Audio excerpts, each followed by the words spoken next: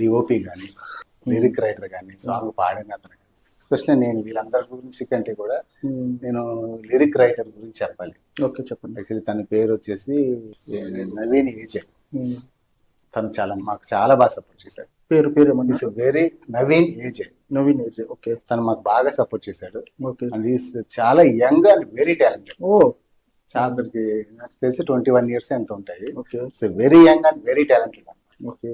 అసలు తను అంటే మీ ఇద్దరం అక్కడ షూటింగ్ జరుగుతున్నప్పుడు కూర్చున్నప్పుడు తను రాసిన సాంగ్స్ అన్ని నాకు వినిపించాడు. అసలు ఏంటి ఇంత చిన్న వయసులో ఇంత టాలెంటెడ్.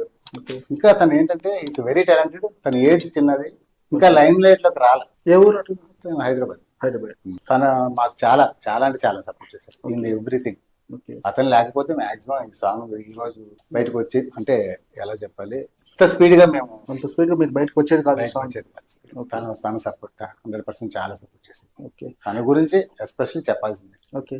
మీ హీరో